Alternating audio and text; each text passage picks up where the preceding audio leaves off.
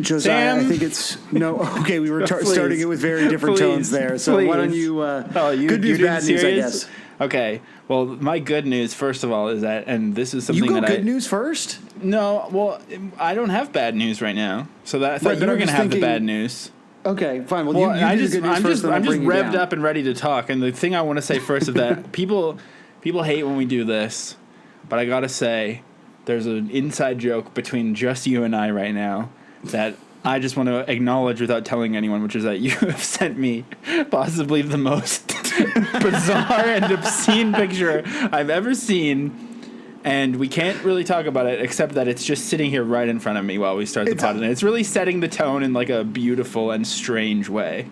It's funny. I was going to mention this before we started recording, being like, damn, now this photo is just facing me. But of course, like when we record, I've got like GarageBand up, I've got the Notes app up, I've got Skype up, and then I have the little chat window for you and I up. And so similarly, I have this unforgettable, harrowing, but also like childlike. But I want to make this clear, not in a childlike way. Image. It's like, well, let's not describe it except that it's just like it's really just. I almost don't want to send you anything on the chat so that it's just always here from now on. Always how we engage. Yeah, is just with this image burning into our memories. I welcome it, to be honest. That's good. Yeah. No. Honestly, I would like to encourage people to guess what the image is. You'll quite literally never guess. But if you can guess what it is, you can have $100 of our Patreon money. That's a good idea. Yeah. Okay. The $100 unforgettable image challenge. And I want to make this clear: one guess per person. So like, shoot your shot. Like, I don't want like 30 ideas from some active It's not posters. like, and that's a good lead into the other thing I was going to say, which is like we literally just. Right now, the episode coming out means the contest is closed, and we just ran like an actual real contest on the pod. Like a contest for the band Blink-182. We're currently talking about a contest where like you guess some dumb shit from our G-chat window, and we'll give you $100. But like that's after we've become an actual real media property that does actual. Like I had to sign a document for an official. Like business transaction in order to set this up. It's a real contest. You're that in we your just champagne did. Sammy years now. Exactly. Not that I really got anything out of it, other than lots of retweets, I guess. Which is something. What is more valuable? Hundreds of dollars in retweets, really. It's kind of amazing because we made a big deal about becoming real journalists when we broke the Sum 41 Snow saga last year. I can't even. Oh yeah, that In Too Deep by Sum 41 was a Snow song. Right. Yeah. And that was last year. Good Lord. Oh, who knows, man? But now, like, we're really sort of getting into our, like, kind of clickbait years. If it's, like, contesting, it's like, everyone who, we're seeing this a lot. Like, I've been following, obviously, a lot of those Kawhi Leonard trade rumors, which, like, my God, are free agency rumors.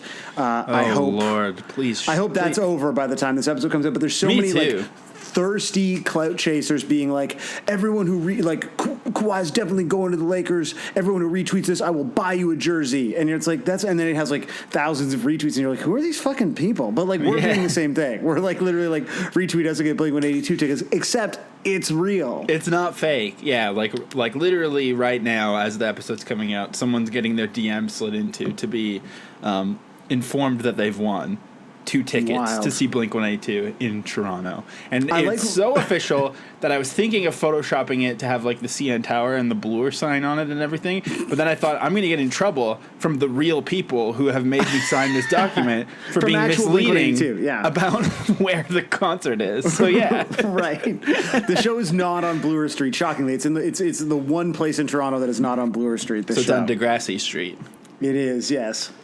I guess. Do you want to reveal whether or not you're going? Also, of course I'm going. Why would I? Why is there a reveal there? I've been saying since like day one that this was announced that I'm going to go. I'll be on the lawns I will be loving my life. What if people try to approach you to talk pod? Are you going to pretend you've never heard of it? Pretend you're someone else. Yeah, absolutely. If you are at the Blink show this Sunday in Toronto and you come up to me, I will be like, "What is Blink 155? And if you try to explain it to me, I will tell you that it sounds like a foolish idea that only two idiots would undertake." And that's going to be my official stance the whole time. No, by the time, if you are at the show, by the time anyone sees me at the venue, I will have already sort of gotten pretty blinked, just physically and emotionally and spiritually and liverally. So I look forward to it. I can't wait. I didn't realize there was a reveal on that though. Like I've been. Well, yeah, I don't know. I mean, video. I feel like people are going to be they're going to be stalking you. Absolutely. Honestly, it would be sick. I mean this with all sincerity. If you are at the Blink show in Toronto and you listen to the pod and you know what I look like and you've also had enough pops that you want to go up and talk to a stranger, I would love to talk to some strangers about the pod. I mean, yeah, who am I kidding? I'll talk to anyone about the pod. Yeah, come on. Like, I mean, it's so, and also, like, it makes me look like I'll be there with friends and it's going to make me look cool and popular. Like, if I'm just, like, hanging with some chums and someone's like, "Hey, like, your podcast is sick," I'll be like, "Oh, another fan."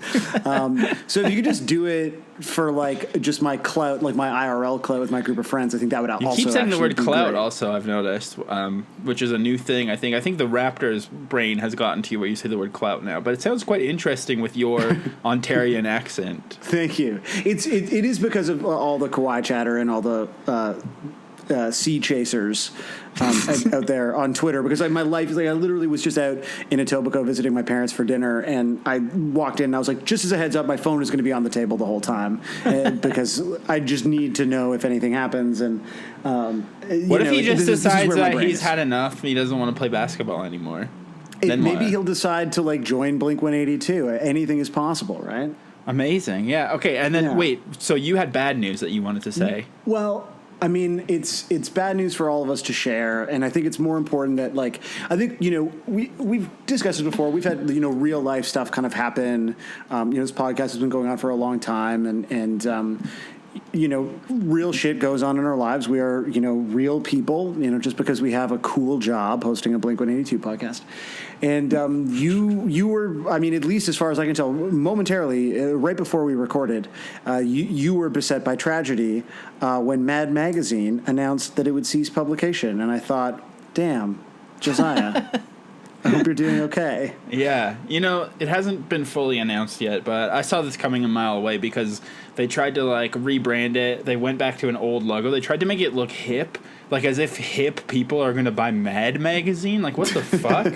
And then I have been buying it. And there is look at it worked. All these hipsters. I have been buying it, and it's been, like, mostly really bad Drumpf resistance type of humor. So it's just, like... It's just really, I mean, it's long been time to go. I think the only way that it could have been cool is if it got even more expensive and just turned into like a sort of Fantagraphics drawn in quarterly type thing and like just actually become an alt comic, because Mad Magazine could never speak to everyone in this age, I don't think.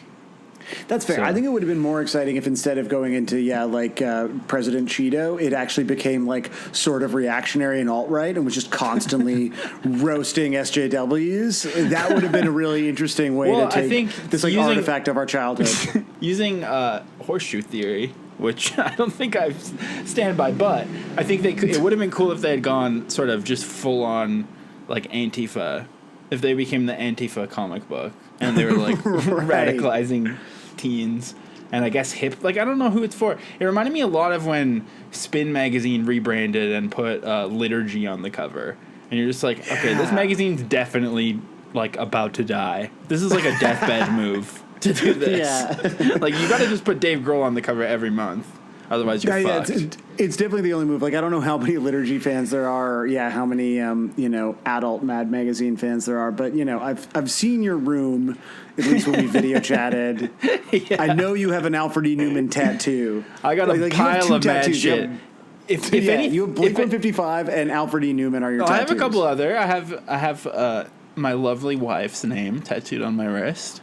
And I also have a stick and poke of a cross from a Godspeed record. So I'm just really, my brand is all over the place, really, tattoo-wise. Well, I don't know. I feel like your brand is pretty much your wife, God, and shit pod posting.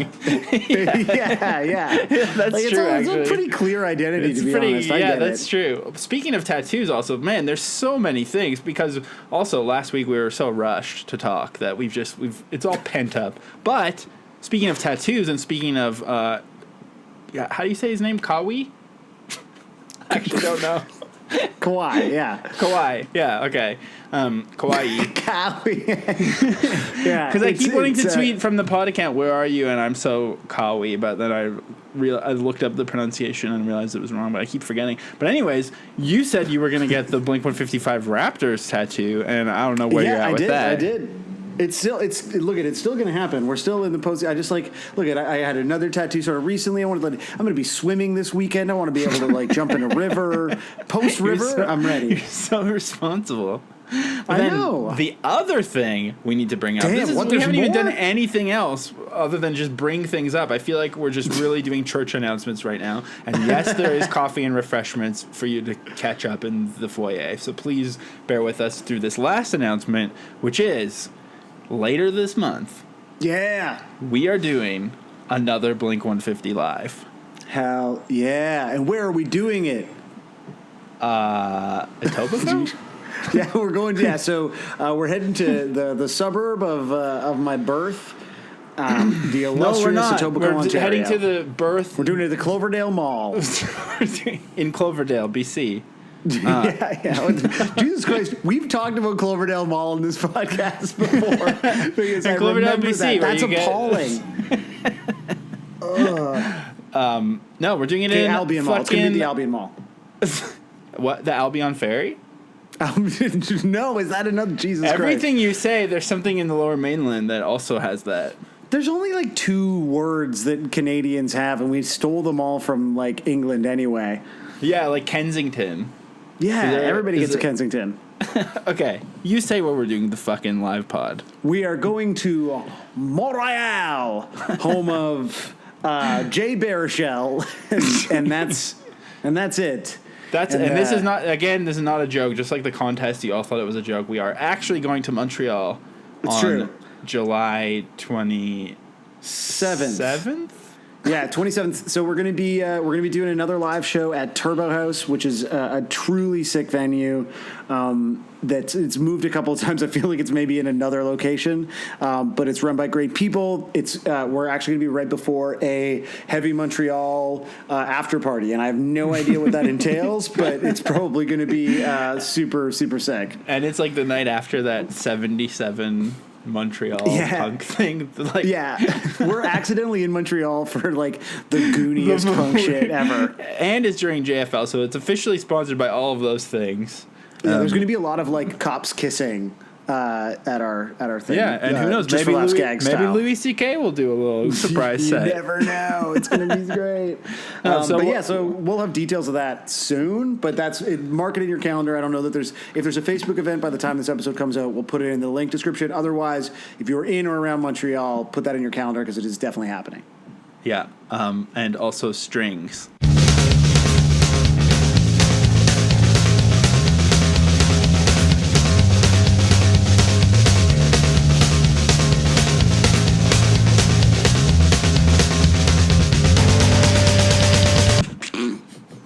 That was good. I was literally just going to be strings. I thought while we were talking, I thought I could pretend that there's a deity in Sonic the Hedgehog named Saint Rings. But, oh my God. It would have taken too much build to get to that when there was just so many announcements. It was purely a functional cold open this week. That there was it wasn't just not fun. really. No one laughed. No, that wasn't fun at all. I had a bad time. This is what happens when we do real thing. Now that we're a brand with contests and whatnot.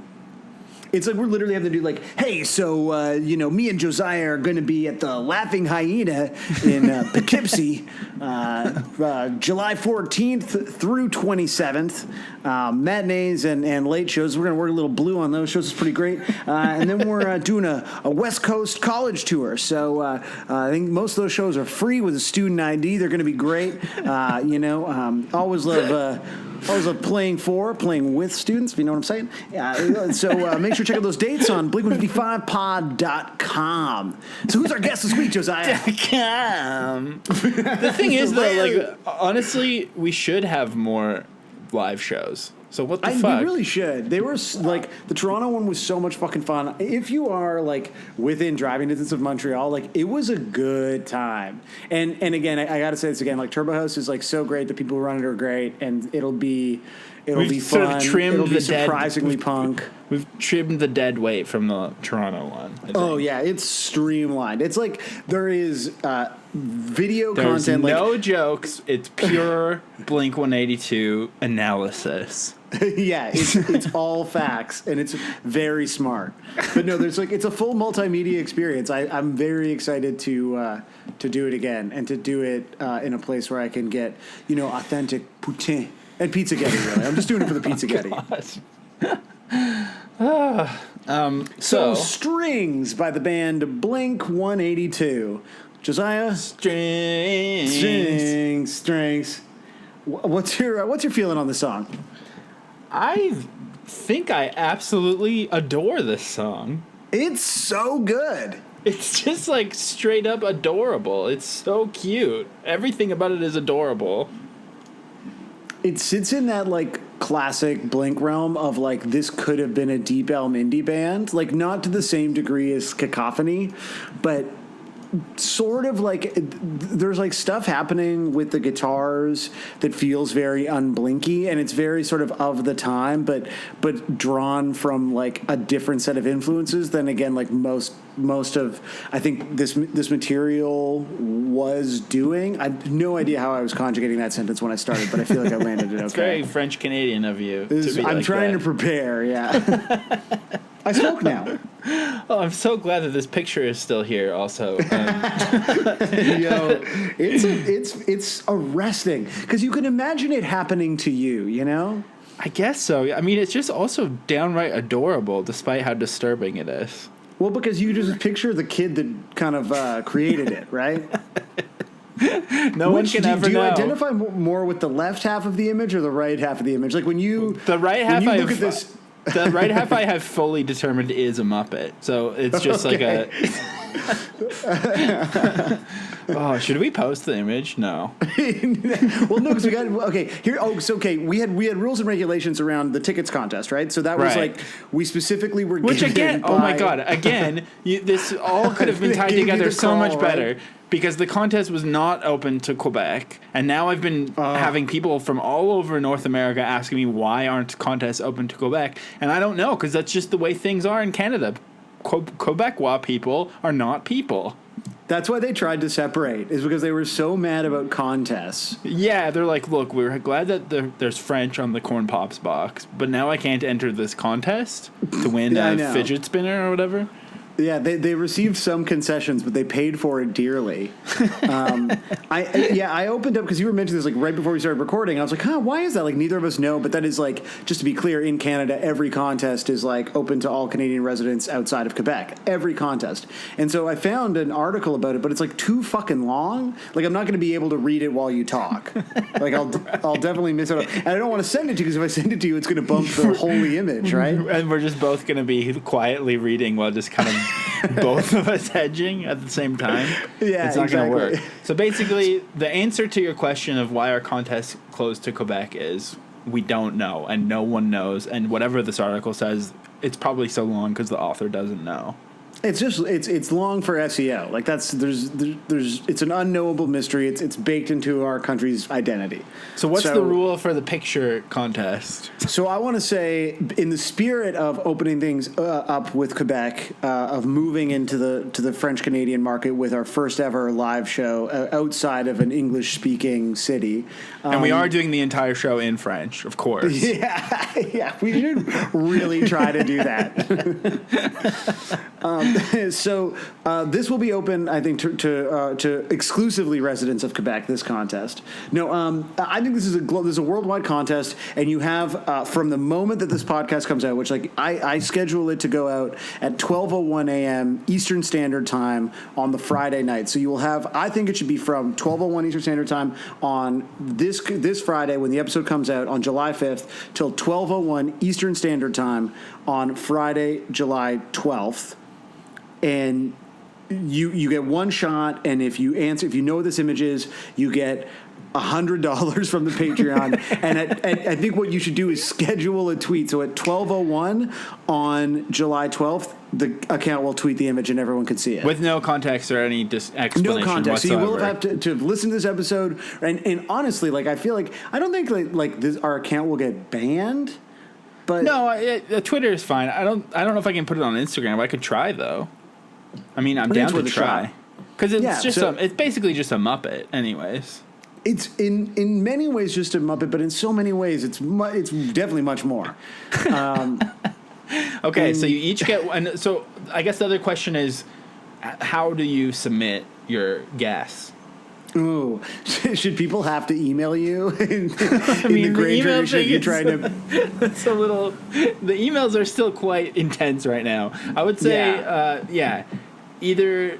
I think let's keep it on Twitter because it gets too crazy with Instagram because there's the unread or the unconnected messages folder. I'm always missing messages from people. So you got to tweet at us publicly what you think. But I think in order to make it manageable, I think you need to tweet something that people can reply to. Otherwise, what do you do through all the replies? So you have to tweet something that just okay. So 12:01. I got to make some notes here. 12:01 a.m. this Friday. Yeah, you got to tweet out guess it. Guess it. Yeah, okay, just guess it. And then 12:01 on the 12th. I'm just writing 12:01 a.m. twice, but I'm not writing the dates, so that's a good start. This is okay. All right. I'm going to save the image so that I have it on my desktop. You wouldn't want to lose this one. Okay, I'm going to save it as the image. Perfect. Okay, we're good to go. Okay, cool. All right, let's start the episode. So, okay, good thing. So should I start recording now? Strings by the band Blink-182. This is a song. So you think it sounds like kind of emo? Like you're saying it sounds like Deep Elm or something? You said just chord wise. I don't think it's being played. It's clearly just a sort of sweet pop punk ripper. But there's just something about. And again, this is where I long for a slightly better than rudimentary understanding of chords. But yeah, I got it for you. Oh. I looked up the tabs because I know what you're getting at, and I've been thinking about it. So I've been ruminating on this song and its chord progression for a long time. I knew you would have done some up. work. Thank God. Okay, explain it to me. Well, to me, I'm hearing. So it's actually the chord progression that's making it sound emo to you, because I think the leads also sound very classically emo in the way where it feels Dude Ranch too. Kinda, mm-hmm. And that's really connecting with me and making me love the song. The shuffling drum beat is making me love the song, but then the chord progression to me sounds like beat happening in a way, or some Calvin Johnson shit, because it sounds incorrect, because it is, because the I think the root note is D, maybe it's A, I'm pretty sure it's D. I think the song is in D, and so the chord progression goes D, A, E minor, G major, very standard, very straightforward. But then the chorus switches to C major and F, which is in a totally different scale than the aforementioned chords. So it's switching. It's basically moving half a step up on the fretboard. Oh, that's weird. So it's just kind of and what it really is just teens writing a song incorrectly, and that's why it's doing that. Right? So, but it's literally the song changes key in the chorus and then goes back to a different key, and that's why a lot of people say that this is their most hated Blink song that they find unbearable. But to me, it sounds like a very charming teen punk song where they're just I'm sure they're not playing also those chords like, it sounds jangly in a way where they could be playing the chords kind of in the standard bottom of the guitar way, but I think what it is still just, like, power chords, and so they're not really thinking about, like, what the scale is. They're just sort of jumping around from the frets with the dots on them or whatever. And that's really what it is. They're just working in, like, squares, but it would sound that's right. still how I play guitar. Like, when we're, like, anytime there's, like, any, like, junior battles, attempt at songwriting, and it's, like, the other guys know how chords work, and they'll be like, okay, it's, like, A, F, blah, blah. I'm like, just give me, say, like, 3, 5. Like, I'm so dumb. That's surprising. You hide that really well, actually, I think. Thanks, man. I appreciate that. You would honestly have no idea how fundamentally stupid I am in music. Because, yeah, I think the chorus would make more sense if it went, like, B minor to E or C sharp to F sharp, but it's going C to F, and it's, like, just fucking everything up, and that's why it's so disorienting. And people complain that the lyrics of the chorus are just strings repeated over and over again, but I think what they're really frustrated by is that, like, kind of atonal switching the key, because, like, it literally changes key in the chorus, but it's so charming and stupid and cute. Well, I think that's maybe, like, what is sort of creating that sort of, like, Deep Elm emo response somewhere in my soul, because I feel like those bands would attempt to sort of, like, create they were never dissonant in a way that was like post-hardcore levels of, like, super deliberate dissonance. It was always, like, that sort of, like, disconcerting, like, an attempt to sort of exert, like, some sort of uniqueness in, like, inside of, like, a pop structure. And I think so much of, like, 90s skate punk is just, like, very obvious, like, the sort of, like, major key chord progressions, and maybe because of that tension kind of created as a result of, like, literally not knowing any better, it feels like it's got some connection to bands that maybe were trying to do that a little more deliberately, or maybe also not doing it deliberately, but just, like, liked the way that sort of created, like, an atypical sound and organic kind of tension within a song, whether you knew what you were doing or not, right? Yeah, because I think what we love about those kind of bands and what we love about DIY music in general, or when I mentioned Beat Happening or, like, K-Record stuff or Twee or whatever, is, like, you're listening to, and we've said this 1,000 fucking times, but you're listening to somebody learn how to play their instrument, and that's why it's way harder for bands like Blink when they become more established, or like Green Day. It's harder for them to capture that energy again, that long lost feeling, if you will, because they've like mastered the art of writing songs and they know the chord progression. So even when they do something that sounds off, it's, like, so intentional that it's, like, highlighted in such a weird way, whereas this is, like, some people who don't really know what they're doing trying as hard as they can to make a normal sounding pop song, and something's off about it and they don't know why, but they just finish, and it's so charming and, like, cannot be replicated. Yeah, totally. I mean, you can truly, like, never go home in that sense. Like, you can't, like, once you sort of figure out the math of music, it is, like, in your brain. That's actually why I've never really learned music, is because I don't want to lose my childlike innocence. It's not because I'm, like, lazy and also, like, kind of stupid. Right.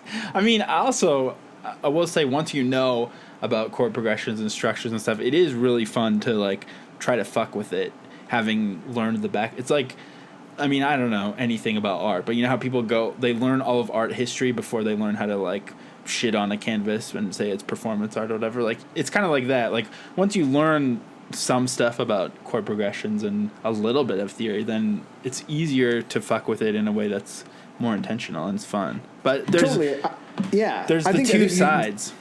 Yeah, I mean, we definitely, like, I think, you know, there's so many great examples of that, like, you know, great, painters, great musicians who are capable of sort of, like, executing the fundamentals flawlessly. It's not just that they're, like, talentless and are like, this is how it goes now. And that could be, but it's almost like you kind of need one of those two things, right? It's like you need to be kind of no idea what you're doing, accidentally creating magic, or, like, kind of like a god tier talent who's then able to sort of deconstruct in a unique way that sort of still somehow kind of works, right? It's true. This is definitely an example of the former. Yeah, like, the middle class of those two things is what usually is really boring dog shit music. Totally, yeah. But, I mean, yeah, this, in fact, this actually, now that I think of it, kind of sounds like a Shags song or something. Yeah. It's also just like I can't imagine not liking the chorus and thinking it's too simple because like literally the first thing that happened when I called you was I like you picked up and I was just strings, and you were like stop, save it for the episode. Save it for the episode. Well, it's just like also because it's just like such a shitty metaphor that he's like this should be the main metaphor of the song is the word strings. Like it's just so adorable. It's so like I just like the idea of like because we've talked so much about like Mark's tendency to overwrite, and here's an example of like maybe you should have leaned into the overwriting a little bit, guy. Like just getting to the chorus and being like, I got it. I'm just gonna keep saying strings, and it's something about that punctuation is like almost comedic, like strings. It's like what are you doing, guy? It could have been so many words, like it's so many syllables. You basically went through strings. You could definitely get a phrase in there, right? He could, but he doesn't need to. Like I disagree. I think this is like clean. I wouldn't change it, but I'm kind of amazed by the boldness of the simplicity. Yeah, like because and also I will say this, and other people have pointed this out too. The opening lines are amazing, timeless Blink. I would do anything, and that's what scares me so bad. That's like amazing, top tier emo pop punk songwriting. It's so good. Also, like, sorry, I'm on Genius and like the annotation on strings, which is the chorus. Mark doesn't want to be tied to anything. He doesn't want to be held back. He feels like he won't fulfill his full potential if he does, and he wants to make it big, and they've bolded big. So until he works out what he wants, he's left wondering about strings. Like, incidentally, like, that's not even a really accurate. Like, I get what you're driving at, but like, what? Incidentally, the strings could refer to the guitar strings, which are the one type of string that Mark likes, as he is a bassist in bold. How do you? I'm gonna downvote this shit. How do I? I'm gonna sign in with the idea of like, you know, it's interesting that Mark is singing about how he doesn't want to be tied to anyone because, of course, the pre-chorus is don't want to be tied to anyone else's strings. But this idea of like interesting that you would this feels like one of those things like as part of a Twitter argument, like interesting that you would criticize strings when you in fact play them as a bassist. Like just the way this is phrased, this is the one type of string that Mark likes. You're like, God fucking damn it, fuck the internet. How mean am I allowed to be on Genius? I'm just gonna write delete this as Blink 155. You're definitely going to get accused of cyberbullying. Hey, speaking of cyberbullying, can we talk about someone from a previous episode who like found us and has been DMing you, but like won't come on the pod? Or is that well, I already talked about that last week in the intro. Oh, did you? Okay, cool. I forgot. But yeah, Blinkman 69 wants to chat. It ended with Blinkman 69 saying he actually just wants to. He said all this shit where I was like, look, man, we have 3 guests this week. I don't think you should come on the pod. We have 3 guests. It would have been sick, though, if it was all of them. Like, it's like Colleen, Blink 183, and then Blinkman 69. But he was like, then he replied and was like, oh, I'm so sorry that it seems like I'm trying to invite myself onto your podcast. I'm not at all. In fact, we could just talk on the phone, and you can decide if you want to use it or not.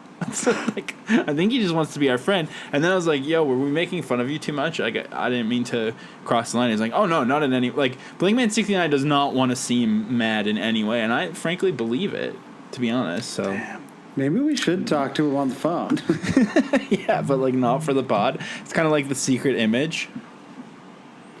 Yeah. You just need to be withholding. I know, that's good. Okay, well, we'll talk about our strategy with sort of how to manage him moving forward. So the other lyrics that are annotated, again, these lyrics are pretty like straightforward. I don't know why they've been annotated, but the other annotation has this like funny picture of Mark looking bored with like a beard. I don't know about beard Mark here. Wait, oh yeah. But anyways, this one said... Yeah, beard mark's no good. Damn, that's a man who, like... I feel like everyone has a beard now. Like, even, like, everyone, like hosts on TV shows. Like, it's sort of shocking how cool the beard... Mark, not good with the beard. It's not great. He looks so, like, hungover somehow. The beard makes him look hungover. Like, cartoonishly 5 o'clock shadow, night out drinking look. But this annotation says, Mark doesn't want to mess this up. even though he's scared of what's going to happen if he emotionally invests himself. The fear of going back to his normal life, which seems infinitely more boring now. And then there's a line break, and on one line alone, this annotation says, #however. The main thing that holds him back from taking the leap of faith is that he doesn't want to be tied down. He's young, so such a commitment might lead to him not enjoying the best years of his life. That's, whatever. I think the annotations are terrible, but I do think that this is kind of an interesting Mark song where it is about the tension of, like, I think is the song just about, like, he's trying to decide if he wants to be in a relationship or not, and he doesn't necessarily want to be tied down, but he also doesn't want to be alone. Yeah, it feel like that's sort of the conflict, right? Like, which is like an interesting thing. Like, I mean, I feel like I knew, and I'm sure you went through this, like, people who were like of my cohort being in bands who were out touring all the time, and it was like had partners and were trying to maintain something, and it would like work for a year and then not, because it's like a grueling lifestyle. And trying to balance those kind of competing desires, right? Like, if you have this sort of, whatever nesting instinct, but you also want to, play songs about your dick all over the world, it's tough. Right. I mean, I also feel like still at my age now, I know a handful of people who are like seemingly not ready to settle down with someone, despite being in like mid-30s, and like there's that tension too. So I think it is kind of like he's addressing a fairly big topic early on with like some degree of maturity almost. Yeah, it is like, and also this idea of, not being willing, and this is, an interesting point of view, like not being willing to give up any of his own dreams for someone else's. Like, he is ultimately saying, I don't want to be alone, but I need someone who's going to be sort of tied to my deal. Like, the person that he's looking for can't really have dreams and aspirations of their own. And I would say, that's an unfortunate way to look at a relationship, Should be able to lift each other up. Yeah, come on, Mark. Well, he figured it out. He made it work. Him and He Sky. did. I'm so glad. Sky is not hurting Mark's strings, bass strings or otherwise. So did you listen to the Cheshi version or the Buddha version? I listened to both. Interesting, because I'm going to play prepping. Wow, yeah, you're a full-on prepper. I'm going to play the Buddha one a little bit because it's sick. Is basically why I'm going to play it. It's really good. Really, really good. The other thing I'll say about the lyrics just quickly is just that I love that it's just, again, a verse and a chorus that repeat twice. There's nothing changes. It's very Father of the Bride, Vampire Weekend kind of move. So I respect it. You respect it because it's Vampire Weekendy. Exactly. I think that's who they were ripping off.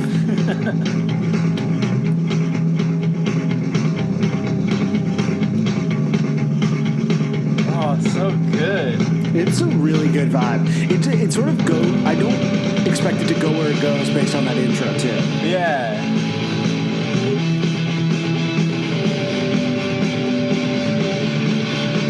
I think he is playing at least a G, like the acoustic guitar way. What's that called? Where you play at the bottom of the neck? Yeah. It sounds like it. Don't wanna live my life alone. Don't wanna go back to what I had. Don't wanna spend my life without all the special things. Don't wanna walk around being tied to anyone else's.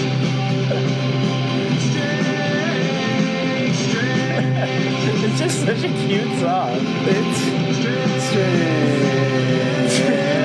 There's an amazing stop coming up here that's way better on the Buddha version.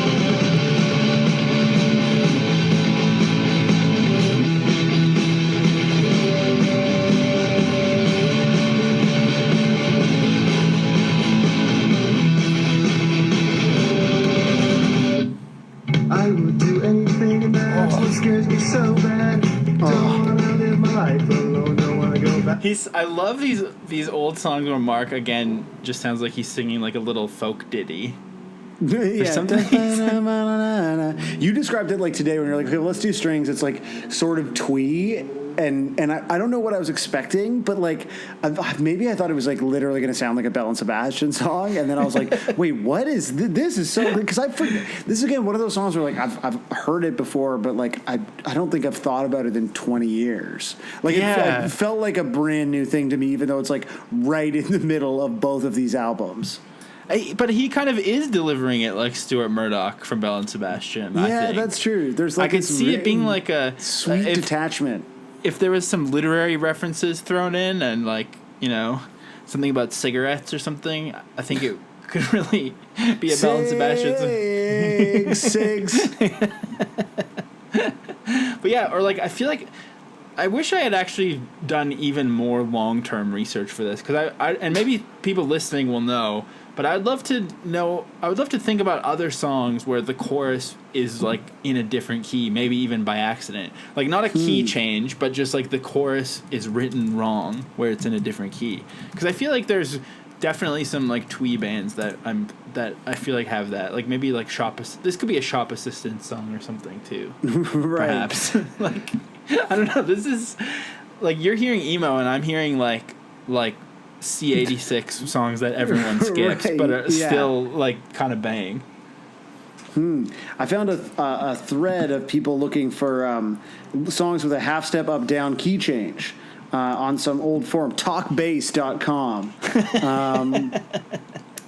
So it sounds like Waylon Jennings' Good Hearted Woman maybe does it. Spirit Hairs, Wiser Winds, Surrender by Cheap Trick? No, Surrender by Cheap Trick has a full-on key change in it. We've already been busted for joining genius.com, so perhaps the secret is out about what song we're doing this week, maybe. We'll see. Yeah, that's true. I don't know if, I don't know if that's still... I'm talking not necessarily key change, but just in the chorus. Yeah, that's what like this. That, well, that's like, that's what bass form is saying. That appears to be what the bass forum was like looking for. Was that same thing? But I don't know. That's a hard one to look up. Like the entire page that I saw was just dramatic key change. Oh, you found it? Secretsofsongwriting.com. Oh, when a verse and chorus are in different keys, but I'm not seeing. Oh, Paparazzi. Lady Gaga's Paparazzi, apparently. I could see that, maybe. Who knows? What's the verse? Should we play it? Are we going to, we're going to get shut down? Yeah, let's not play Lady Gaga, yeah. Or let's play it, but, let's talk over it a lot. Or maybe, what if there's, a cover or something? Maybe. Oh, yeah. Find, a metal cover of it. I want to hear. But don't chat it to me, because you just sent me this Lady Gaga thing, and... now the image is being drowned.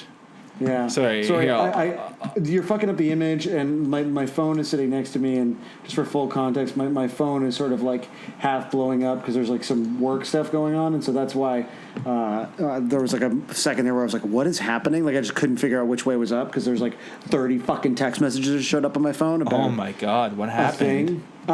We need to send a cut of a movie we're working on to a person, and I don't know that they got it, and so there's a bunch of people yelling in a text thread right now.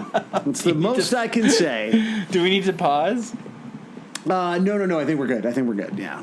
Okay. Well, you know what? I can't even find a good cover of Paparazzi. Fuck this. But apparently how that can song you not is a find good a one. good cover of Paparazzi? I don't know. It's she has a bad algo here. It's just showing me Okay, this is the one that's always popping up. Grayson Chance. This little swoop I here, want to listen to boy. this metal one. Can we listen to this? This is by a band called Exit Eden.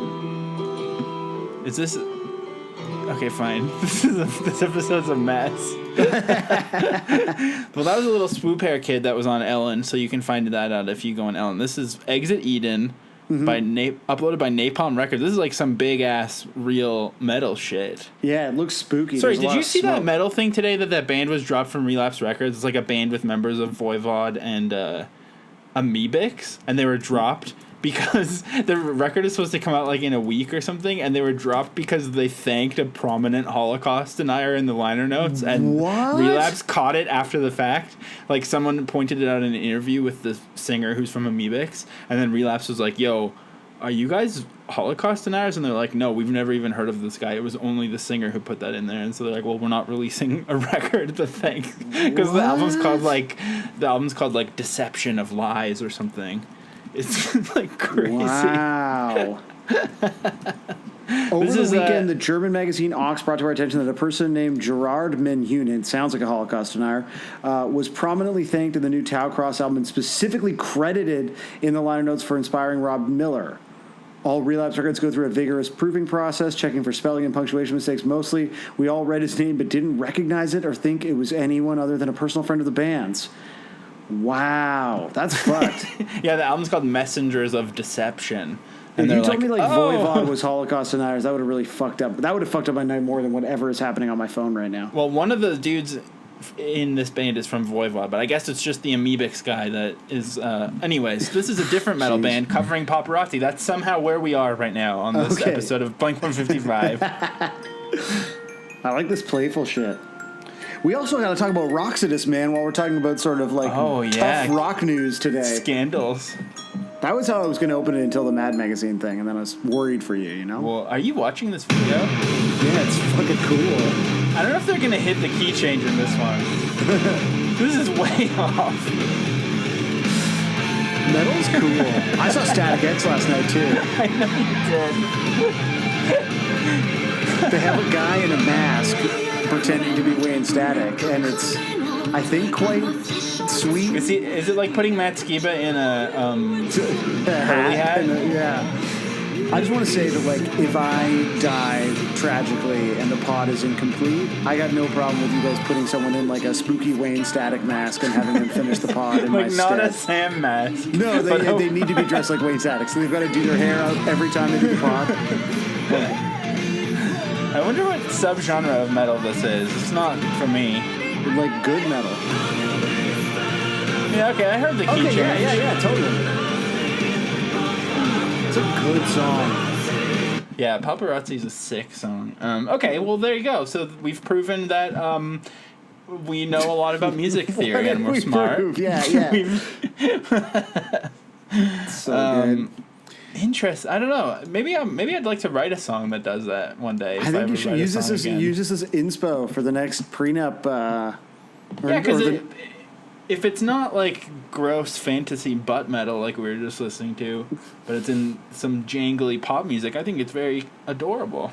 As I've said a million times. But you don't want to hear it in like epic symphonic metal form.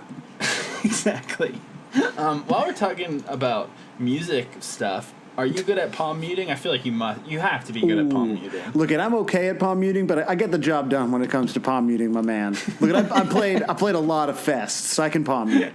Yeah, so there's a thread while I was searching strings on the Blink-182 Reddit, which, by the way, Blink-182 have released like 10 new songs or whatever since our last episode. Wild. Remember it felt like such a big deal when Blame It On My Youth came out? Like, I remember, like, tweeting out, like, Happy 156 Day, and a lot of traction on that tweet. It was like, no one cared once we got to these two new songs. Yeah. And I saw an interview, they said the new album's going to have 15 songs, so I guess it's going to be 170 at least. So hopefully after that they do a deluxe version with 12 more songs, and then we end at 182. That's kind of the only it's the only fair thing for them to do to us. Like if they're gonna basically give us like almost another year's worth of podcasts, like at least let this joke sort of like land solidly and accidentally where it should. Exactly. Well, that's not up to them. It's up to our guardian angel guarding the numbers, which you can hear about on patreon.com/Blink155. Yeah. But anyways, what I was going to say is whenever they release a new song, I notice all of their links at the bottom of their videos, like, follow us on Twitter, follow us here, follow us there. And they actually link to the Blink-182 subreddit on their YouTube. Yeah, that's like been a very recent thing, right? I guess that means they like endorse Blankman69. I mean, that is at least an implicit endorsement of his point of view. Extremely troubling. So anyways, so back to the officially endorsed Blink-182 subreddit. When I searched strings on there was a lot of things about like guitar stuff and about like, what's the best strings to use. And I don't know. I mean, I can't handle conversations like that. It's boring as all hell to me. And I think Blink-182 and every other band use Ernie Ball strings also. Like, you've never heard of, like, even other types of strings? There's, like, Dario or whatever. You know what the worst thing about that is? To be honest, I actually do use Dario strings, but, like, I don't know how to say it. Like, I really don't understand it. Yeah. And so when I have to buy strings, I'll, like, be like, strings. I'll just, like, be like, can I get the orange, the sort of, like, neon green, whatever the fuck that color is? Wait, you're going to a place where you have to, like, order them from behind the counter? Yeah, Long and McQuaid, they're always behind the counter. Oh, really? Not the Long and McQuaid's I go to. You just grab them. Fine. Must be because you're in the big city. There's so many criminals around. So many string thieves. I mean, look, maybe I'll be honest. I do not replace my strings as often as I should, but I'm pretty sure you have to be like those ones. Someone's going to be already commenting at me, being like, "You've never bought guitar strings in your life." Yeah. But Long McQuaid at Ossington, and you know where the fucking Long McQuaid in Toronto is, eh? I've been using flat wound strings for a while, and I'm sick of them, but I'm way too lazy to replace them. I miss the grit under my fingers, but you know, I don't want to replace my strings. Strings. It's just like, this is a segment where we just say quick little snippets about guitar strings, and then because the other thing I was going to say, a very Pagement thing, is that on Ernie Ball strings, they have like a list of all the bands that use them on the back, and like this is like early on, even probably before I was a professional writer. I remember just sitting in my room like reading the back list of the bands, and like there was multiple bands that were listed more than one time, and there was like typos and shit, and I was like, God damn, Ernie Ball, get your shit together on your string. Yeah, but anyway, it's a good song. Searching strings on the Reddit has revealed all kinds of like gear nerd shit, and this was someone was saying, is there any good Blink songs that don't have palm muting, because I don't know how to do it, which is like really funny to me, because I can't imagine learning to play guitar and not immediately trying to learn palm muting, because it's one of the, other than pick slides, it's like the only cool thing you can do, really. Yeah, it's like it's the reason to learn to play guitar. But I actually don't think that this song has palm muting, and they didn't even bring it up. Huge missed opportunity. Yeah. Huge missed opportunity. But anyways, this is what someone's description on how to palm mute, and I was just like thinking about it a lot. And also, there's not much to talk about with this song. So what the fuck? Okay. Take your hand and strum. Take the hand you strum with. Yeah, and please. pretend you're karate chopping someone's throat, which is already just like fucking. I don't want to think about that. I'm a pacifist, baby. Yeah. Now take the part that's going to hit their Adam's apple and put it across all the strings. Slide it down as far away from the fretboard as possible while still remaining on the strings. Now try playing. What the fuck? Like, how does that even make... So you're just saying, yeah, put your pinky finger over the string. Like, you don't need to do all this karate chop shit. Yeah, you just rest. Like, it's called palm muting. What you do is you mute the strings with your palm. You fucking idiot. You don't need this Adam's apple shit. Who's writing fan fiction about karate guitar, man? But I'm just thinking, okay, if you karate chop someone... I'm going to, like, hit the mic. Like, I'm using the edge of my hand, right? So you're telling me I have to go get at least a yellow belt before I can do this? I think so. Because I'm not going to disrespect the art of karate. No. You got to be respectful. But, like, the idea that the part of your hand that's going to hit the Adam's apple... is that you're not actually karate chopping someone's throat at that point. You're kind of open hand slapping their throat, right? Well, I get, or are they saying that, like, basically your hand being a flat surface going forward, it's just the side of your pinky that's going to hit their throat. But that's not that. Yeah, exactly. So, but they're saying that's the part that you want to lay across the strings. But that doesn't make any sense. Again, unless this person thinks that you karate chop by slapping, like unless that's what they've mixed up. Like, it's more like imagine you're slapping and then just slap the guitar. I don't know. Slap at the guitar? Yeah. I don't know. Like, yeah, just fucking... if you're not playing guitar to do pick slides and palm muting and punk jumps, then you need to just stop because you're doing it for the wrong reasons. Yeah, but this description also And makes this you think of person that. clearly wants to go to a karate class badly. 100%. This person saw the video of that dude doing the like thing where he's like playing the intro to Slaughter of the Soul on guitar, and I think the guitar is on fire while he's karate chopping all the like cement blocks or whatever. Yeah, that's so sick. It's so sick. This person saw that and was like, "That's what palm muting is," because he's kind of slapping the guitar. I actually think that karate is like very slowly bubbling under the surface, about to make a huge comeback. Because think about it. Cobra Kai, secretly a very sick show. That is like, I can't believe how good it is, because it shouldn't be, and it's so good. The Karate Kid like sequel show on YouTube. Yeah. I don't know if you've seen it, but No. it's fucking way better than it has any right to be.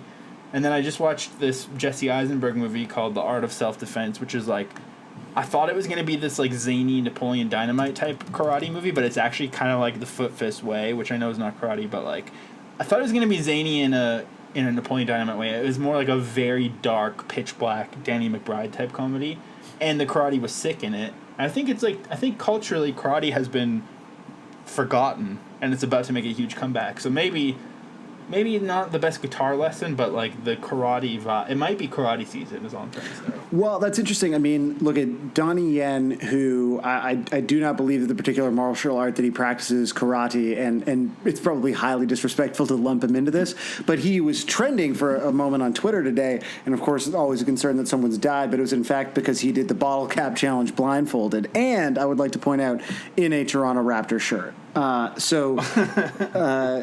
I believe that karate season And then now he died. officially... Yeah, and then he died. So he did die.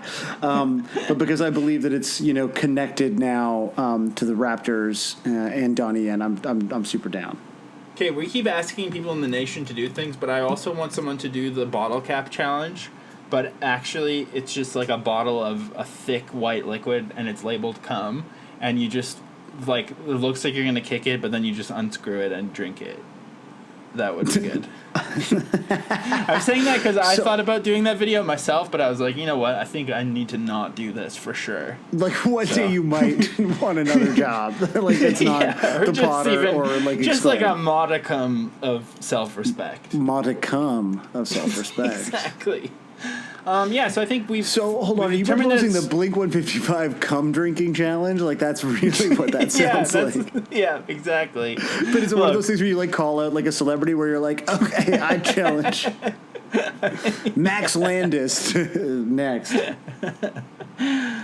Oh, man. People are still telling me contest contributions here. What's your favorite? This is crazy. This is what's your wild. favorite album title? Because so the contest for people who aren't on the Blink-155 Twitter, which like, come on, what are you doing? The way that you decided to run the contest because you had no time to come up with I a had like conceit 30 for seconds to figure out what it, contest. was asking people to come up with a title for the new Blink-182 Come. record. Which I was like, that's a good idea. However, like given the sort of particulars of the nation and the fact that this is like an official contest for the band. Like most people's titles are probably going to be making fun of them, and is that fine? And you were like, yeah, I think so. It's like I great. mean, they asked us to do it. What? Yeah. What So else the are we supposed to rudest say? title is definitely going to be the one that gets the tickets. No, there is. Well, my favorite one. I don't think the person lives in Toronto, but it was. I'm trying to find it now. There's so many. It was from one of the Sam Sutherland fan accounts, and it was just something like. Sam Sutherland presents Blink-182 Q3 2019 recording or something. Yeah, release. that sounds good. Yeah. I hope that they go with that title. It would be just the facts. Like, that's all people want. I was a big fan of The Shape of Punk to Come. Oh, which yeah. I'll be honest. Like, that's one of those jokes that I've never seen before somehow. I Like, know, have it's people- just been like sitting there in plain sight, waiting. And I think it's one of those things where you're like, you see it and you're like, or you think of it and you're like, oh, I'm sure a million people have tweeted that already, but they've all been thinking the same thing all along, and so it just hasn't been tweeted enough, maybe. I'll be honest. It looks like I just did a quick sort of Shape of Punk to Come, and first of all, it looks like Wade McNeil of Alexis on Fire, the third person to ever tweet the phrase "Shape of Punk to Come" in June 2011. But he was beat by Boscato and Mandelbrot edit, but I would say there's maybe 24 people who have tweeted the phrase "the shape of punk to come." Here's my refused tweet that I think is really good. It's from 2012, but I only ever got 2 faves, one of which is friend of the pod, Daniel Halliburton. But I'll let you read this one. I can't believe this is okay. One time, my friend Andrew shared one of my tweets and wrote, "Josiah Hughes is a professional writer," and like this is one of those ones where you see this and you're like, why do I get a paycheck? Like I should just be put down. It's not right. Like the minute that you tweeted this, your computer should have like turned into like a smart bomb and just destroyed you. So your tweet from August 17th, 2011. So I want to make it clear that you have stolen 2012. So sorry. Oh my god, my fucking brain. It's late. It's late here. Not that late, but you have stolen roughly 7 years on Earth, basically, from the time of this tweet. Like, you're living on borrowed time. Yeah. I've got a boner to pick with Crapitalism. Failed refused parody album. Oh, dude, that is not great. I also want. It's part of the. I was just bringing it up so I could retweet it from the pod and get those faves that I deserve. So that's done. Here, I'm going to give it a like now, though, even though I don't like it. But I want to look like I was sort of first on the scene. In Shape of Punk to Come as a new Blink-182 album suggestion was from Dan at Read Write Nap. So just wanted to make sure to not indie anyone's refused jokes here. Oh yeah, someone on Australian radio in Wodonga, Maddie Rendell, guested on an Australian radio show, and the host was like, "Yeah, I tried listening to that podcast, but they don't talk about the band enough. It's just shit." He said something like that, and I was like, "Whoa, damn. What the fuck, yo, Wodonga, slow your roll." Well, apparently they're not from Wodonga; they're from like Wodonga Shire or something. Like I think they're from a different town. So maybe I don't know. We need to get to the bottom of that. I don't know if Wodonga's canceled or not yet. Damn. But they're teetering on the edge. Wodonga's like in a dangerous spot right now because the mayor won't write me back. Also, Wodonga's really like on notice. This is great. This is a really bad podcast. Okay, there is another thing on topic. So like I said, everyone hates this song, and they're always like, I don't know why, and I think it's because of the key change. That's stupid. That's fine. Yeah, it's very dumb thing to hate. And I even saw somebody say, like, if Blink-182 tried to release this song today, they would be laughed off the face of the earth. But that's what I was trying to say earlier, is like, if they could never release this song today because they can't get away with something like that anymore. And that's why it's so beautiful. Is like they couldn't release it today. That's why it's great. But also, like, most of these songs, they would, like, just the idea of, like, these are the same people who, like, go back and are like, you might not be able to handle it, but Transvestite is the best Blink-182 song. And you're like, what? So, you pick and choose from the old stuff, but there's nothing in this old material that could be released today. It would all sound preposterous. So this post, because Strings is so awful, according to this person, they've written, this is Coltman 2004 has written, "I will listen to Strings Buddha version for 10 straight hours if they make a new album name called The Mark, Matt, and Travis Show, The Last Enema." So they're saying that if they'll listen, this is like one of those hypotheticals on the internet where it's like, do you think that you could have free rent for the rest of your life, but you had to watch your sister change every day? But you could have free rent, or what? That's like dumbass thing. No, what? I think it's like it's on Black Twitter a lot, and it's been sort of appropriated into other spheres. But the hypotheticals get worse and worse, where it's like just obviously fine. Like, could you receive $100 billion, but also you have to delete Facebook from your phone? Could you live that way? Or like, yeah. No, it's just I like get the that, stakes are so low. This reminds me of that. So this person is saying they'll listen to. I wasn't sure why you went immediately to the idea of watching your sister change. That's all. Well, I don't have a sister, so I assume I don't really know what it would be like. You can sort of play in that hypothetical realm, and no one's going to kind of like worry about you. It's a sandbox that I'm flirting with because I have seen my brothers naked so many times. Yeah, that's like perfectly acceptable. I've think you should definitely do more with like light incest humor that sort of throws people off, because like no one knows what your siblings are like, so it's you going there first was what sort of threw me, even though I feel like I'm fairly aware of the makeup of your family at this point. I'm also like in a bunch of groups called like No Fucks Given Humor or whatever, where they Right. say these kind of things all the time. But this person is saying that they'll listen to one song for 10 hours, which is like, by the standards of the internet, not that long of a time to listen to something. I mean, it would probably be bad, but it's not that long. And they want them to make a new album called...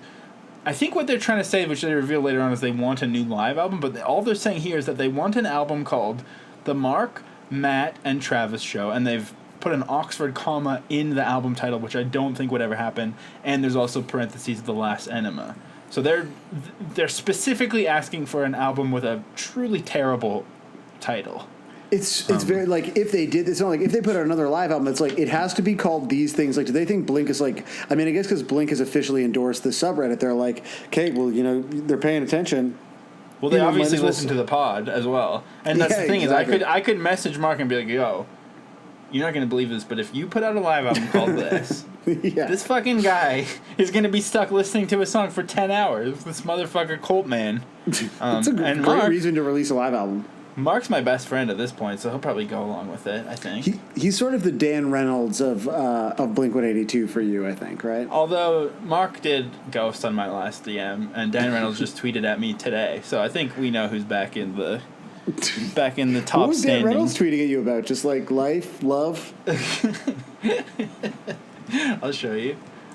But yeah, let's look at this thread some more while I find it. I do just want to say shout out though, because like Coleman, at some point someone is like, someone's saying it's pretty good, someone's saying it's bad, and Coleman at one point does just comment strings, although they've made the second string sort of the second, yeah.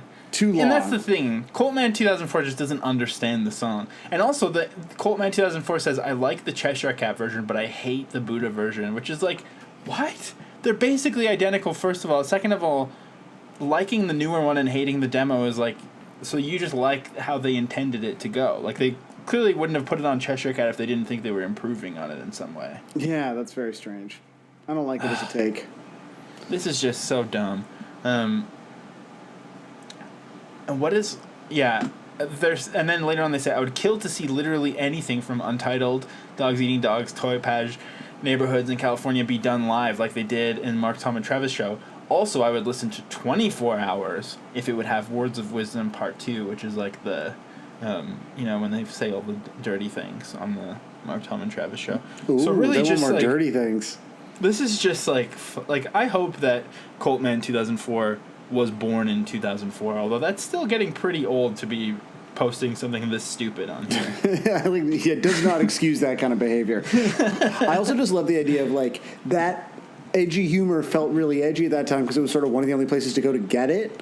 Like you just like no one was telling you those jokes. You didn't know where to watch it on television. Whereas now, like if a new Blink live album is like your only way of like hearing a joke about a titty, I don't know. I think what would happen if it came out now is like they would hire Scott Aukerman to write the jokes, and it would be like way too rehearsed and like just like fully like actual comedy, but in like a bad way. So your thread with Dan Reynolds today was Dan Reynolds saying "I love you" just out into the world, and you responded, "You too," like letter U, numeric 2. And then he responded, haha, dead, like sort of skull and crossbones emoji, heart. So it's just a truly beautiful interaction. It's just like a nice time. Whereas Mark ghosted me, so yeah. Imagine Dragons is better than Blink-182. We've always known this. This is, pretty standard, pretty accepted. So I like that your response to him got 18 likes, but his got 22. Well, there's obviously like fan groups liking everything that he does. I don't have as many of those. I still have some because of the psychos. The nation's not quite turning out the way the like Renheads do, though. By the way, actually, this week, and boy, this is really the most insider episode we've done in a long time, which is like really saying something because they all feel too insidery. I just found out this week that account that was like obsessed with you but hated me, that actually like went way too far and got scary and made me like freak out for a couple days because I thought it was right, real. I remember that. Was that around when you like literally deleted Twitter from your phone? Yeah, like for 5 hours or something. I made sure to tell everyone I deleted it from my phone, but then I like very quickly downloaded it again. Yeah, of course. But I found out this week that it was actually just like one of the nice people from the nation, and the joke. Really? The joke, But, like, the they joke kind of just ran like away. fucked up the joke? Yeah, they like accidentally seemed like a true serial killer. So basically, that means there's only one real person that I'm scared of still. We all know who that is. But anyways, this, before we get into covers, this popped up on SoundCloud, and I don't really get what it is, but I thought we better play it. So this is uploaded by J. Clay. I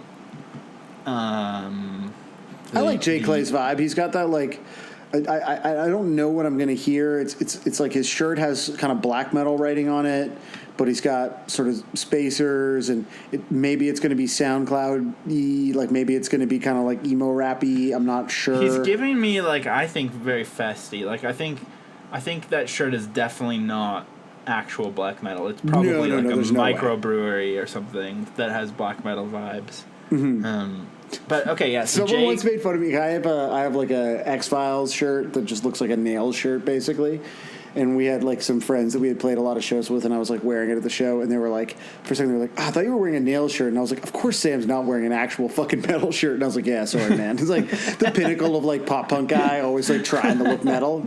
Like, how many Hell skull yeah. tattoos do I have to get? well, you've talked before about how when you were on MTV, you would always wear like real metal shirts to try to seem cool. Totally. So good. It's like huge post dog move, but like, you know, I feel like I still would have been stoked if I was 5 years younger than me and saw a guy wearing a Bathory shirt on TV, you know.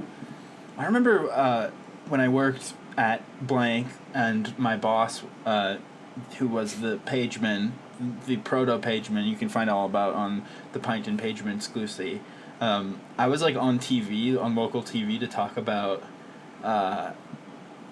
Record Store Day. I was like interviewed in a record store. I can't remember what I said. I think I said that I was gonna like. I was like, oh, I thought it'd be so funny if I wore a T-shirt of our rival paper while I was on TV, or like just some sort of like jokey gimmick thing that was just like, you know, would be an inside joke only to a few people who knew what was going on. I wish I could remember what it was, but it was just something very like, I thought, benign, you know. And the proto pageman was like, that's really funny, but you know, if you had done that, I would have to fire you, just so you know. I was like, oh my god. So yeah, listen to the Pint and Pageman exclusive to learn more about that guy, and with J. Clay. So this is entitled Another Strings Thing I Made After Being Inspired by Blink-182 Because Like You Know. So really that title alone is already really giving me the heebie-jeebies, and all of a sudden this guy's look is very terrifying to me now. But this is what he's made. SoundCloud is really weird lately. I know. I also love J. Clay. Just sounds like you being like JK. Like it's too playful for me.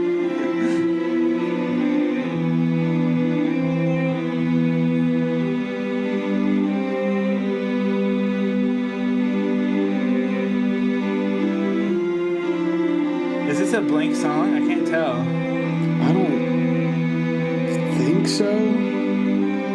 It sounds like one of those like weird MIDI like string albums that exists on streaming service to accrue, you know, plays from people like me who are like, yes, the Killers piano versions. This is what I want. How did we get in on that racket? I don't know. I think you just got to record a lot more string versions of Blink-182 songs just like this.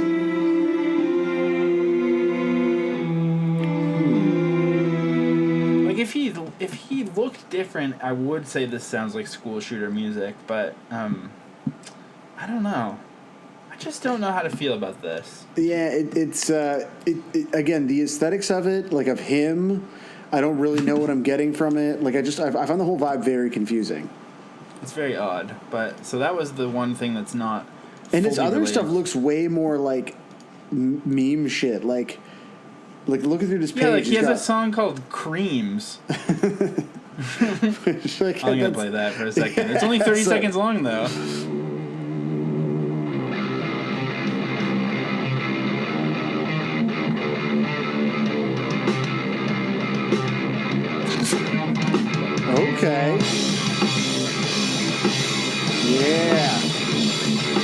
It sounds like Refused, to be Yeah, honest. I mean, it's like sub Refused. Like that could have been one of the openers of the Static X show. Right, Which, yeah. by the way, So it were sounded Dope like and Devil exactly Driver. like- It was so sick. I was literally like having a moment of self-reflection yesterday and thinking like, am I spending too much time on this ridiculous Blink-182 podcast and its various offshoots? Like, am I really wasting my time? And then I saw that you were at a Static X concert and I was like, Yeah. I think I'm doing okay. Yeah, like This is those are pretty your good. options, man. Like, you know, basically you can like not drink and like stay at home and be creative, or you can drink and go out and be like, "Do your portion." They're both great options, but you know. They are both really good, to be honest. Yeah. So, to get back into the song Strings by Blink-182, we've got a friend who is not our friend, who we've never spoken to and often say mean things about, but is also on the Free Punk Lyrics compilation, whether he realizes it or not. Little Red Guitars 2. And he's done a 10-minute lesson on how to play the song Strings. Wow. Okay. Well, I let's just watch noticed it he has- in its entirety. He has the same or a very similar Take Off Your Pants and Jacket tour poster that's prominently featured in the BBC series, All the Small Things. So, Cool. really just everything I say is connected in a horrible way, and I've just really cornered myself Yeah. But intellectually. for the record, this is Little Red Guitars 2 least favorite Blink song. So Yeah, everyone has to say that. Like, there are so many worse Blink songs than this one, which is just like a cute twee song. Come on. yeah, like let why them do you have feel the need to like be like, just I don't like the song? Like it's a weird like. Yeah, it's like a toxic masculinity thing because it sounds so twee and they don't want to seem a little bit, you know. I think that's it. Yeah. All right, we're not going to play the whole thing, but there is some talking at the start. And there's a lot of background noise, which I really appreciate. He has a lot of Mario All right. levels on his wall. I just finished tabbing out the Strings song by Blink, so that'll definitely be in this video. Overall, it's not too difficult of a song. The solo can give a little bit of trouble, especially to beginners, I guess. But to start off the song, it just goes like this. It goes in for a little while with like drums and stuff, and then basically it plays the first chord, or it plays the last chord of the intro to start off, to like build into the intro. So the intro actually starts, the pattern starts with this chord, but to build into it, the first chord you actually play in the song is this. So it builds into it. You'll definitely understand when you see my cover, or you just know the song well enough to know what I'm talking about. So Wait, so there's this plus there's a cover? Yeah, I mean, we could watch the remaining 8 minutes and 55 seconds if you want. But there's... I do. I kind of want to also. I was actually being quite soothed by his voice. He has a nice lisp that I like. Yeah, no, I found that whole experience quite pleasant. I wasn't I ready have for it to this be over. weird bias in life where I always think that people with like either lisps or just like teeth that are slightly crooked in the front, or like if they have gap teeth or they're missing a tooth, I always automatically think that those people are nice. I don't know how to explain it other than I genuinely automatically believe that. That's like I feel like there's some sort of there's something wrong with that for sure. Yeah, it's like wrong, but also I'm just saying something nice. I'm not even being mean. It's true. It's like one of those. That's the story of my life. Whenever I give some, like I've said before, and I give something a good review and it doesn't get quoted, it's because I don't know how to just say the nice thing. I have to say like, your teeth are fucked up. Yeah, but because of That's it, I what you're trust you, and you're like, what? Yeah, I know, it's really weird. I think I need to go into therapy or something. But I think that's what the pod is. Like, you have been working through some things on here. yeah, mostly about teeth. And probably other stuff. I never remember anything, and then people are tweeting it at me because I've noticed that your new thing is like you'll just sort of look at the Twitter like once a week and just absorb it all at once and just like fave it's everything. Really overwhelming, to be honest. Like, I also for a while, I don't think we ever acknowledged this, but I unfollowed the pod when we were, I don't remember what we were fighting about, like, and I was like, I'm gonna unfollow the pod, and like someone will notice, and it'll be funny, and then just like literally no one noticed. But what I realized is like I hadn't seen the pod in my feed for like a week. And then I went to go look, I just went to the profile to catch up, and I was like, oh shit, I'm not following. And then I told you, I was like, fuck, I just got to follow it back. It's like such a, what a awful bit. Not only that, but you followed at the same time that someone else did, so I couldn't even screenshot you following to Yeah, joke it was about like a that. There was complete just failure of a absolutely joke. nothing. Yeah, really good. This is what happens when I try to be funny on the internet. Exactly. So Little Red Guitar's cover is like honestly not among his strongest work, but this one from Josh Castaneda recording is instrumental, and it really emphasizes just like how sick the song is. So I'm gonna play it for you.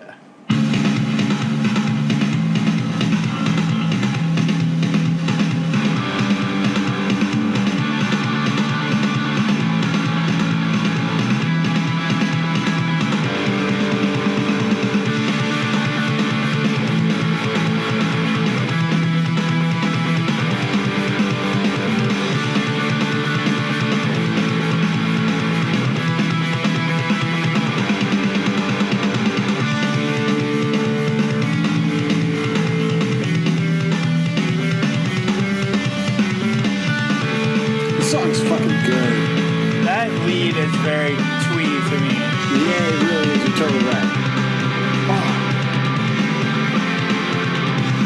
Oh, so good.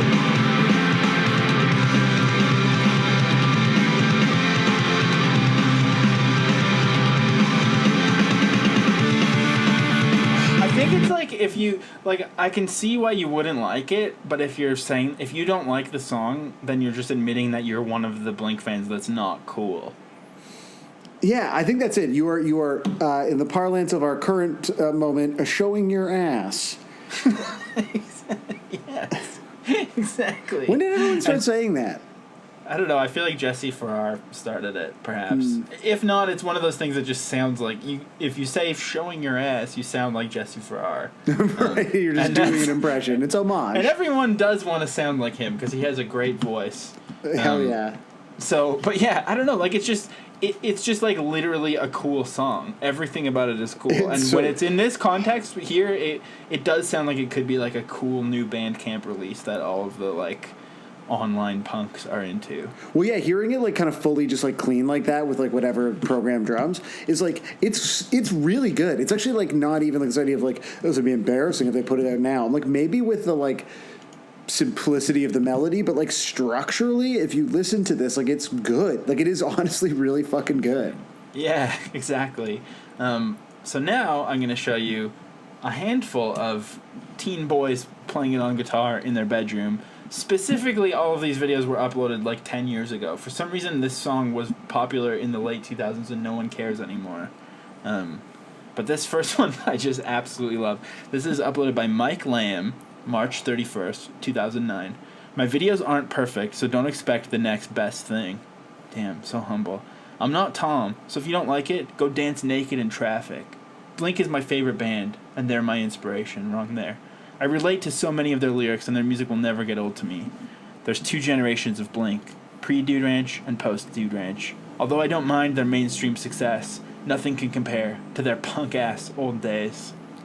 So good. Yeah, and then Mike Lamb himself is like 12 and dressed in one of those like insanely loud like full frontal print t-shirts with like 8 colors in it somehow, and it's like a brain and the eyes are like barfing rainbows. It's like it seems very crabcore, and he also clearly knows his way around a hair straightener. So I find it surprising that he's more of a Dude Ranchman, but I respect it even more.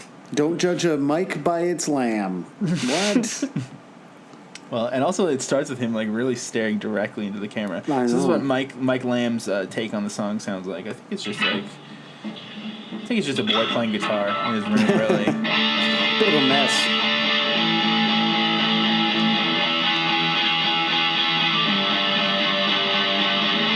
I like that he's not playing to the track though.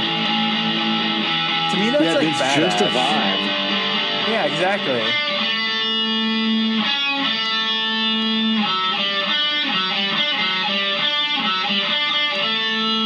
Like every Tom lead ever is so good. There's definitely like not a single bad one, so I agree with you. It's like so fucking cocky to be like, Strings. I don't. Yeah, it's really teacher's pet to have the backing track. I've just decided it's like the move to just be like, yeah, I'm just gonna play it. I don't give a fuck. And like Mike Lamb's just like looking at his hands and looking off into the middle distance. There's no tabs. There's nothing like there's nothing guiding him through this like not necessarily complex structurally song, but not without its foibles track. I'm impressed. Yeah, I mean the comments would say otherwise. Quite a lot of rude things. Don't Somebody read the said that- comments. Hey, don't read the comment. That's one of those wonderful. It's a shame that comment sections don't really exist anymore, specifically because of that one. It's like one of those things that people would embroider before or whatever. Like freelance ain't free. Don't read the comments. Body by tacos. Those kind of modern proverbs, if you will. Yeah. You should definitely start an Etsy store, dude. I think you've got them. I think so too. Bring them all I think back. so too. So this guy also rocks ass, playing in like a similar aesthetic look. Wait, was this uploaded on the actual same day? Wait. Now I have to open the last one. Okay, May 28th, 2009, and this was uploaded on... March 31st. Okay, so pretty close. Still, same year. that's like a little odd. And so this person, their username is Andrew Kitar. So instead of guitar, they've used a Q, I think on accident.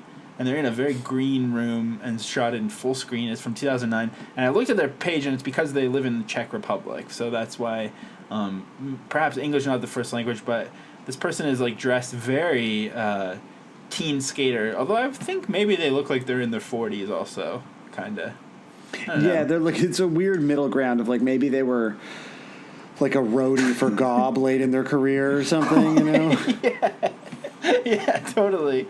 Or maybe it's like that movie where someone was trapped in the basement and didn't go outside until, or were they in a coma? What's that Brendan Fraser movie where they think it's the 80s still? I've never seen it. Fuck. A Blast, like from the Past? I would like to remake that movie, but it's a pop punk guy from the 90s. Right. And he was just in like a nacho coma in his parents' basement, God. watching skate videos. But it's also and Brendan then- Fraser, right? It's also Brendan Fraser, and he wakes up and not only is pop punk not cool anymore, but now there's all this like gender stuff going on in the world that he was not prepared for. And Right. It it's sounds really like just an quite a- amazing opportunity to really... It's not a comedy either. This film okay. I'm pitching. So here's Andrew Kitar. Whoa.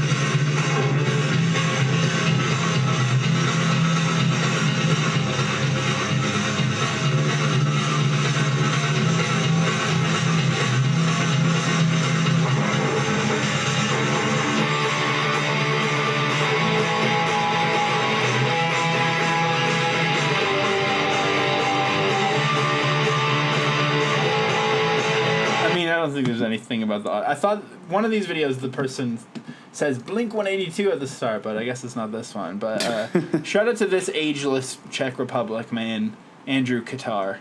I hope that you still dress like this 10 years later. There's at this point, like this is his life. There's not. I don't think there's a lot's changing in the next couple of years. It's kind of... I think about that a lot, like how... there's like a guy who still wears the Isaac Brock... like army hat, or like people who still wear like flannel. Like I guess everyone does reach an age where they're like, all right, this is just how I'm gonna dress forever. Or like people that still wear very tight skinny jeans. Yeah. We're just like, this is what looks good, right? Yeah, like I wonder when that happens to you, if you know that it's happened and you just come to terms with it, or if you just like can't figure it out. I'm pretty sure you maybe don't it's notice. happening to us and we don't realize, because we're not gonna go around dressed like Billie Eilish. Because that's too fucked up, even though that's going to make us look old now that we don't want to dress like Billie Eilish. But I don't know. I believe Billie Eilish basically dresses how we all dressed in high school. Like she's wearing like, Marilyn Manson t-shirts. And that's probably like, exactly why we don't want to do it, because we're like, no, I dress cool now. I don't dress like that. But It's like true. we're old. We fucked up. We fucked up is what I'm saying. We should have just there's another- committed.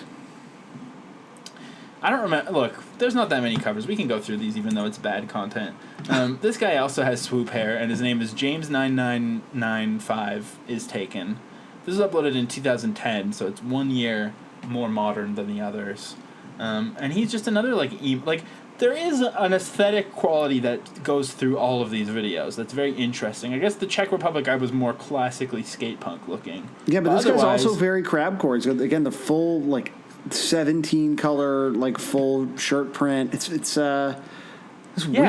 There's a vibe to this, and what is bringing these crabcore guys to this song? I don't know. It's very interesting. It's probably the super sick breakdowns. Yeah.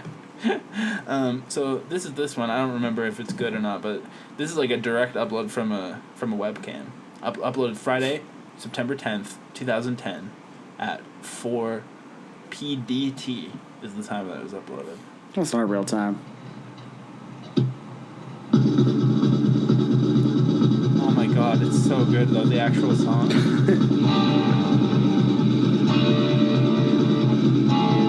Oh yeah, this one's good because he's pretty bad at guitar.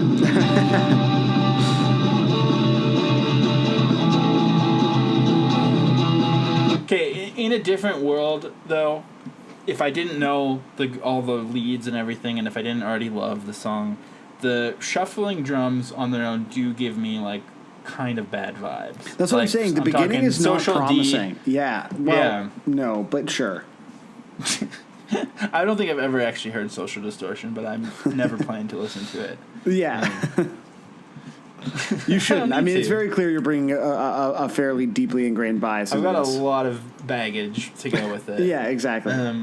Okay, we've got 3 left here. This one is acoustic, and this man is kind of dressed like Tom, but in a much more casual way than Leo Diha would. He just kind of looks like a Tom type of guy, but not fully cosplaying. He's wearing what looks like a Proud Boy shirt, but it's actually Puma, so I think it's fine. Right. I mean, just wearing a Fred Perry shirt does not necessarily mean that you're a Proud Boy. It means you're either a Proud Boy or a Dead Tooth guy. And at this point, in 2019, both are canceled in my books. Right. So. Blink-182 Strings, this is live cover by Centurion. Watch how I play Blink-182 Strings live cover with one guitar, with one voice, with mistakes, but with pleasure, without sound edit, and without face. That's so poetic. I feel like these descriptions have been so confessional. Yeah. I mean, everyone's just sort of letting their heart show on this sweet twee song. Oh my god, if you click read more, there's so much metadata. This guy's thirsty as fuck. Surprised he hasn't written VSO cam on here or whatever. Oh my god. He's written, dude, he's got 155 going in here. I'm pretty sure that he's written out every single Blink-182 song. Reebok commercial, Time, Red Skies Alone, Point of View, Marlboro Man, The Longest Line, Freak Scene, Carousel, TV Strings, Fentuzler, Romeo and Rebecca, 21 Days, sometimes, all the way down to, Instrumental. Jesus. Okay, the other day, see, he's listing Boxcar Racer and stuff too, and that reminds me. The other day, I went to Hot Topic, as I do every time I'm in the mall now. Yeah. And not only did a very sheepish young boy ask me if I worked there, which was just the cutest thing that ever happened, but just as you look like a Hot Topic employee, that's so. I know, nice. that's so good. Just as Sarah had enough. Her self-respect outweighed my desire to keep looking at clearance rack T-shirts to find something hilariously appropriate to buy, and so we were leaving. But then Cat Like Thief came on, and I was like, we can't, we have to stand here for a little bit longer, because they're playing Cat Like Thief. I needed to hear the Tim Armstrong voice. It's so good. That's sick. Hot Topic is cool. Again, that's the other thing is, when we were teens, we thought it was the worst thing in the world. No, but now we get it. Now, we don't need to judge things and assert our identity as much. Because I like Billie Eilish as much as the next person. Here's a Centurion.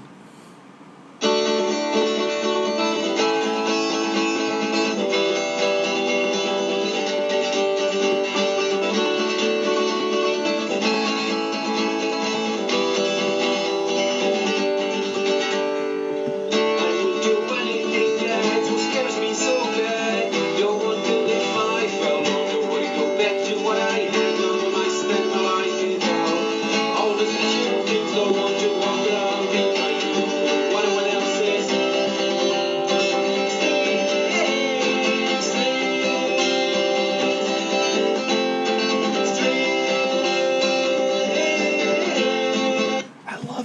song. It's so K Records.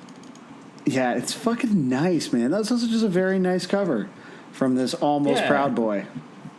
Yeah, I mean, he should be proud, but in the good way. Right, yeah. Good pride. So that one was a really, really good acoustic cover. This one I don't love as much because it's sort of into the realm of like too acoustic. But either way, this was uploaded by Dylan Wise and Danny Moz for the A New Hope, a tribute to Blink-182 compilation on Bandcamp. And it goes like this.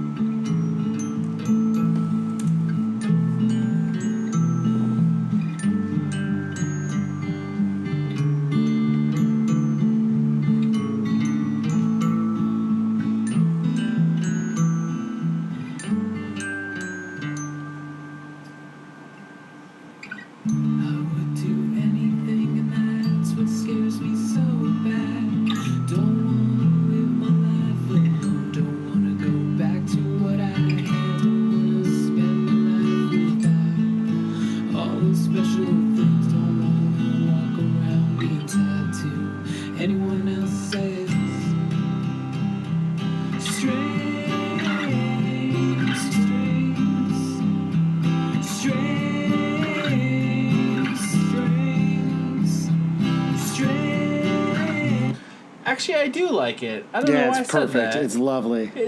It's like it's the other side of twee where it becomes like there's the scrappy side of twee, which I prefer, but then there's the other side where it's just like extremely touching and emotive. But I also love, I can guarantee I know why he's chosen to cover the song Strings, because in the description he hosts a podcast called Songwise, which is all about songwriting.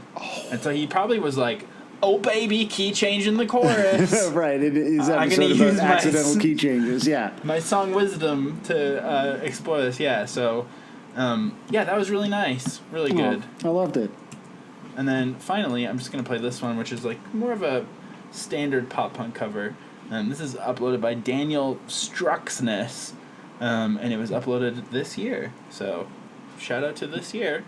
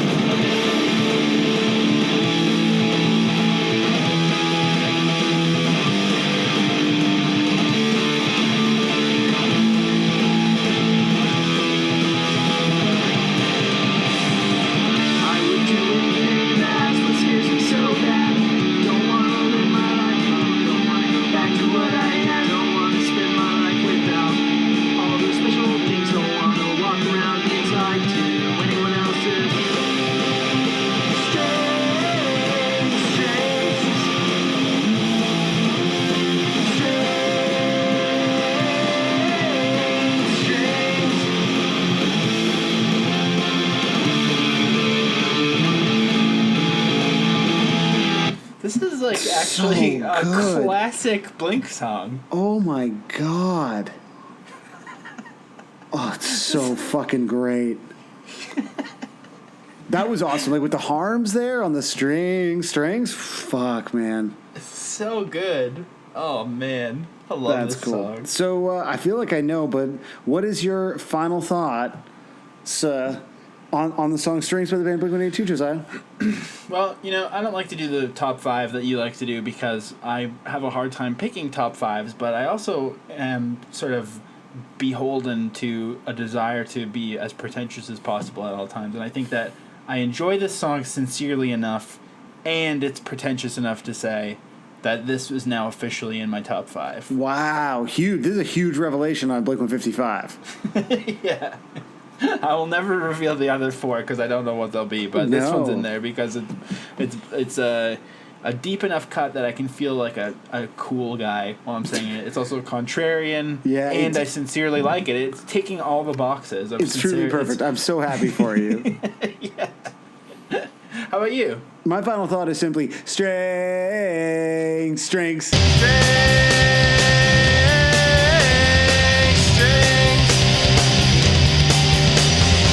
Welcome to Blink 155. I'm so excited that you're here. We've got Rose Melberg in the building, so to speak. What's up?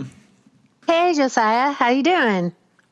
Pretty good. Pretty good. I'm so excited that we could get you this week because, as I was just saying before we started, this is, to me, the closest possible thing to like a scrappy indie pop Blink-182 song, I think. I don't know. Maybe you don't feel that way about it. No, I absolutely do. I have to say, I find this song utterly delightful. Okay, good. Me too. Because, Yes. and you know, we were looking around online and like a lot of people really hate this song. Because there's no dick jokes? It could be. I mean, it could be that, or it could. I don't know. I think. Here's what I think, and Okay. I want to ask you about this as well because. Okay. Well, how many songs have you written in your life? Every time I try to count, it just gets kind of out of control. I don't know, maybe like 150, 200, something like that. 155. Possibly. Well, if someone could sounds start. good to me. Someone can start Rose Melberg 155 one day. I guess that's what we And should you do. know, I'm such a I bad think- host. We should introduce who you are and what you're from and everything. Okay. So I don't want to get it wrong, but you've been in so many bands over the years. It's out of control. Yeah. It kind of is. Do you want me to read your Wikipedia to you, or do you want to just? Oh my God. There's some definite bogus information on my Wikipedia page. But give it a try. Well, yeah. I mean, people will know you from Tiger Trap, Go Sailor, Yeah. The Softies, Yeah. Brave Yeah. Irene. Sure. And there's like so many, and I know you from as well as being in Knife Pleats because I actually went to school with Katie. She went to my high school. Yeah, that was a very cool band. So, I mean, you've been in a million bands. You've done solo work. Yeah. Someone should start Rose Melberg 155. Do I have to do this? You know, I could count a definitive count. Also, I think I started my first band the same year that Blink-182 started as well. Oh, so wow. there are some definite parallels. I don't know. We could dig deep on that if you ever want to do that. I would love to. I mean, we can do that a little bit today as well, but we'll go back to the past in a second after we talk about the song. But what I think people don't like about it is that the key changes in the chorus. Oh, I fucking love it. Is that something that you've done before? Oh, yeah. Oh, yeah. I mean, my sort of MO with writing any song is always to delight the listener, catch them off guard, do something that makes them go, oh my gosh. And so that's totally what this song does. Yeah. That key change completely like makes your heart pop a little bit. I agree. I love it. It's so Perfect. good. To me, that's a perfect pop song. My theory is that it's definitely accidental. I think they were just sort of hitting all the frets with the circle on them, and that's how they did it by accident. That's so funny. I had the same thought because it actually reminded me of some early songs that I wrote, where I just went to a random chord and was like, "Ooh, this sounds deep. Like, I'm going to use this one because I've never done it and I don't know what I'm doing, and it sounds kind of cool." And it was so familiar to me that where those chords went, I was like, "Wow, this does sound like one of my early songs." Now, that's something we've already talked about on the episode too. Is like when you've written so many songs, is it hard to? How do you get back to the energy of your early songs? Like you would never do that by accident now, but would you maybe do it on purpose to reference your accidents of a songwriter? I don't put a ton of intention, I guess, when I'm writing songs. Like I still kind of just let stuff come out. You know, I have those few rules, like, you know, try to have a surprising part. But for the most part, I don't think too hard. Mm-hmm. So that's probably another parallel with me and Blink-182. We don't think super hard. Well, what about the chorus just being the word strings over and over again? But it's such a beautiful melodic line. It's so good. I'm so glad. Like that little lilt. It's kind of lilting. It's kind of lovely. Mm-hmm. I also, the other thing I love about the chorus is that, you know, in a pop punk song, when the drummer shifts to the ride cymbal, you know, there's some feelings. You know what I mean? Yeah, totally. It's like we're setting it up on the hi-hat, but then when they do that key change and then he switches over to that cool little drum part and he's on the ride, that's like this gentle. There's some feelings there. There's the gentleness of the ride behind the feelings. That feels intentional to me. Amazing. Okay, so yeah, I'm let's. much more intentional as a drummer than I am as a songwriter. Fair enough. Yeah, I could see that for sure. Actually, the other question I want to ask you before we sort of walk through your journey growing alongside Blink is, and I love to ask people this. I've asked Stuart Murdoch from Bell and Sebastian this once in an interview that's no longer online, unfortunately. But I would love to know, to you, is the word twee a bad word or is it a good word? For me, it's a bit of a bad word. Okay. I think because like when I first started making music, that word would pop up in reviews sometimes, and I had to look it up in the dictionary. I'd never heard it. It seemed kind of reductive and rude. Right. And then like it just kind of popped up, and people, there was like this, TweeNet in the early days of the internet. And I was like, oh, I get it. It's just kind of another word for pop music, or melodic pop music. But then I took like 5 years off when I had my son. And then when I started making music again, I realized that people thought of it as like a genre. And I was like, when the fuck did that happen? Like, I don't even know what they're talking about. And like, to me, it was just kind of an irritating descriptive word. And then it became something bigger. And then so often people associate it with me. And, I never did anything to deserve that. Right. Right? Like I didn't create that word or associate myself with that word. And so when other people identify me with it, I just want to be like, I didn't give myself that title, or I've never used that word to describe my own music. And I only use it to kind of diss a band, or at least in the past. Yeah. Be like, shit, that's way too twee, but not as like a genre, but just as like, that's a little bit too precious, or, right. Sort of. But then I acknowledge that it means different things to other people, and to some people it's not insulting. And so I acknowledge it, and I respect people's use of it if they identify with it as something positive, like if that's their scene, or if they kind of put me in a category that makes them feel good, that's fine. Yeah. But my own personal relationship to that word was always one that I felt it was kind of reductive. Right. That I could totally see that. I also think it's interesting, like any subgenre, usually the name starts off with like being kind of an insult, but then people just accept it as being normal. Like the musical genre chill wave comes from the website Hipster Runoff, and that was just to make fun of those bands. Or even like I've seen Billy Joe Armstrong get so upset that people call him pop punk instead of punk. And it's just, but I mean, yeah, for the broader audience, eventually these words just stop being insults and become the genre name. Well, I also feel like it was hard for me because like my roots were in punk. And so I feel like a lot of artists that identify as twee, they don't necessarily, I feel like they really attach themselves to a type of music really fiercely, a lot of really gentle music, and which is great and beautiful. And I love that. But for myself, what I was doing to me was this super, radical punk thing. That's what I thought, because I was super young and stupid. So it was always really hard for me to feel like I was attached to this sort of movement, when the movement that I felt the most attached to was punk for myself. So it's very, I've always felt conflicted about that word. Yeah, for sure. I can see that. And so what you were doing was, for you, and I agree, it was a very punk thing. I mean, you're making DIY music, and you say that you started probably around the exact same time as Blink-182. So what was the situation kind of growing up in a world where this band of jocks all of a sudden exploded and were everywhere?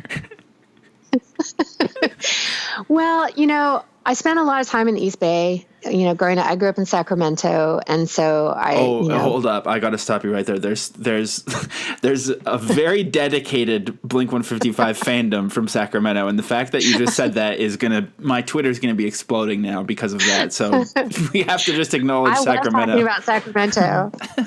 It sounds like a very cool place where there's a lot going on. I love Sacramento. I loved growing up there. I loved the music scene in the late 80s, early 90s.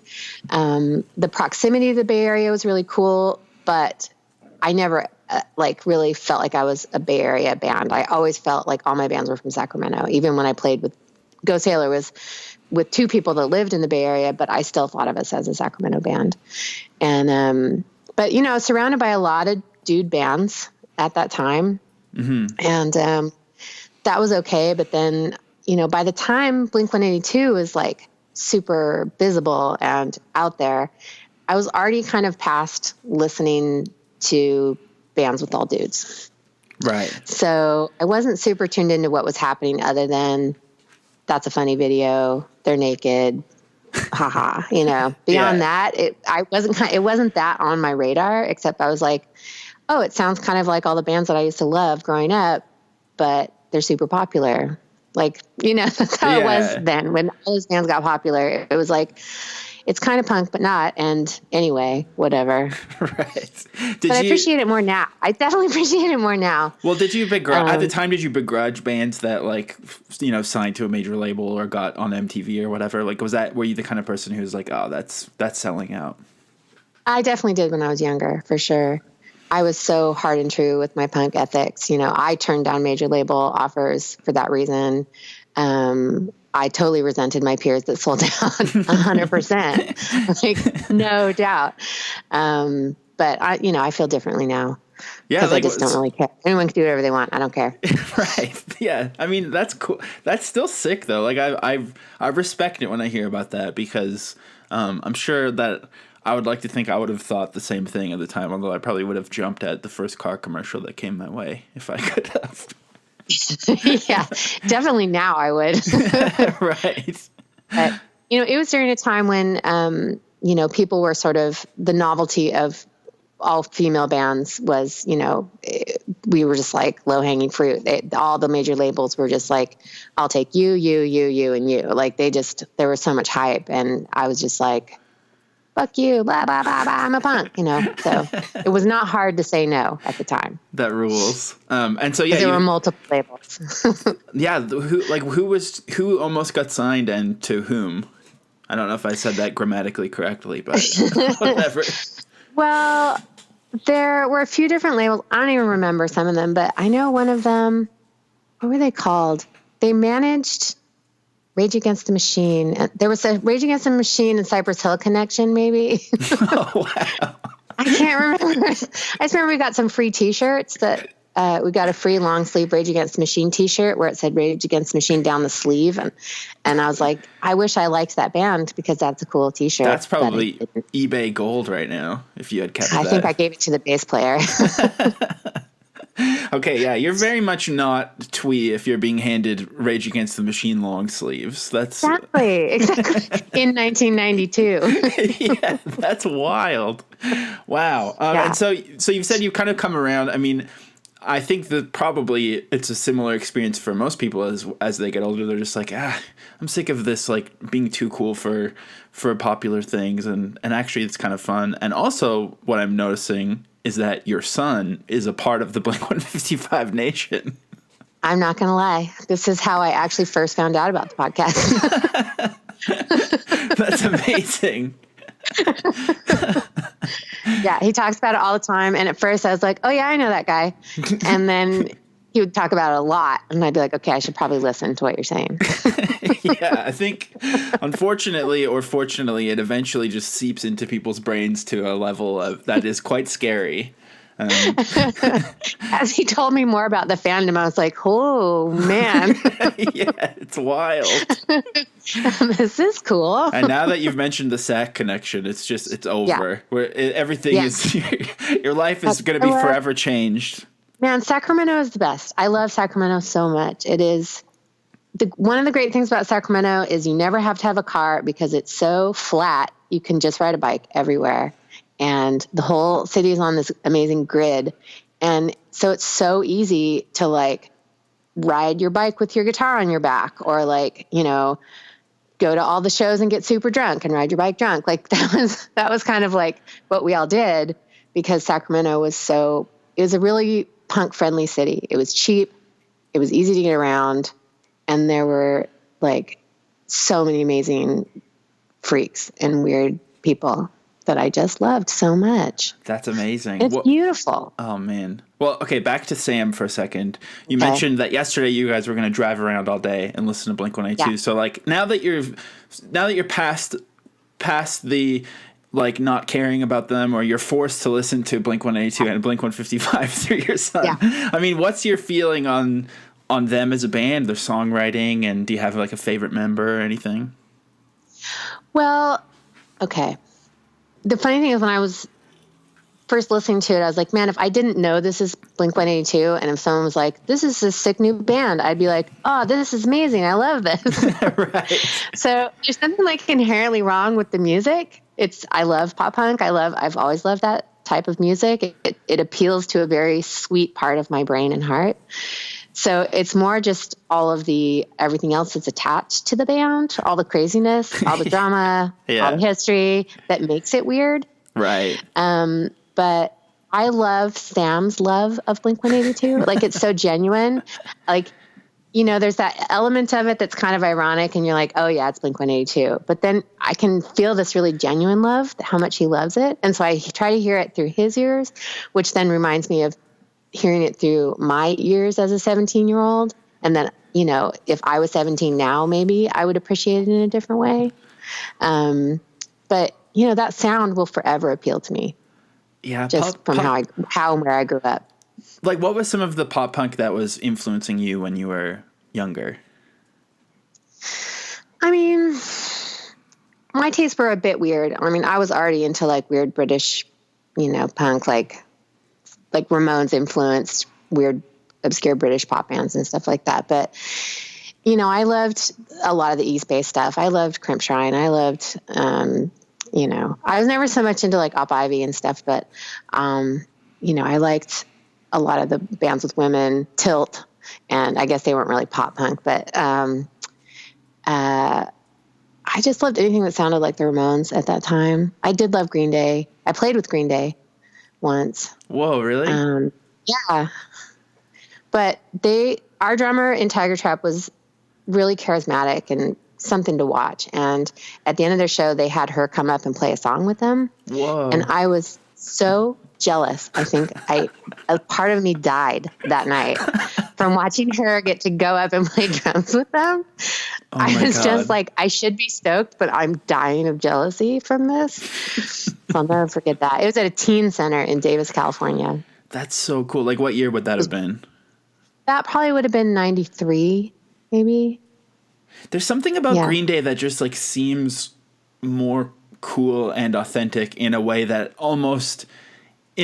almost has aged worse, because you can't apply that irony to it that you can with Blink-182. But at the same time, they're also just like they're more easy to respect on the surface because they're not trying to be teens still. Exactly. They, not as many fart jokes, so it's a little easier to hang on to the respect. Amazing. Right. So another thing that you mentioned when I recently, I guess I should say, we've known each other online for a little while. We haven't really talked too much, but I recently met you in real life when I stopped at your cat supply store for like 3 minutes when I was in Vancouver. Yeah, it was quite a surprise. It was such a pleasure. So let's plug your store quickly. What is it called again? It's called Happy Cat Feline Essentials, and it's Vancouver's only all-cat supply store. And I will say this from experience, Woody absolutely loves the taco-shaped catnip toy that we got him there. So definitely Blink-155 endorsed cat supply store. It seems like such an obvious career trajectory to me, to be like indie rock star to the cat industry. Yeah. Well, that's also why I thought Strings would be such a perfect song, because it's such a like cat type of word as well. It's true. And it's from the album Cheshire Cat. I know. It's all. Yeah, we listened to that whole album on the way down to Bellingham yesterday. I mean, I'm going to say Strings is definitely the best song on the record. You think? That's hot take. I've had a real journey with it this week, because I thought that it was like only okay at first because the key change was weirding me out, but I absolutely love it now. I'm obsessed. It's been in my head all week. It's so good. I love that it's so full of like teenager feelings.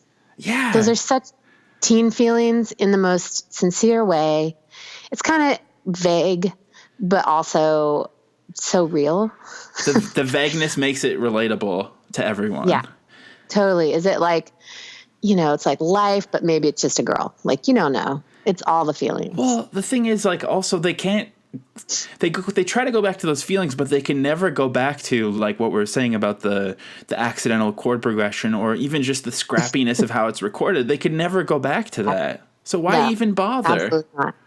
I also really like that his vocals are obviously way less affected on the first record, and this song in particular, his voice is pretty straightforward with no weird childlike twang. I kind of think on Cheshire Cat he sort of sings all the songs like they're folk songs, weirdly. Like almost, yeah.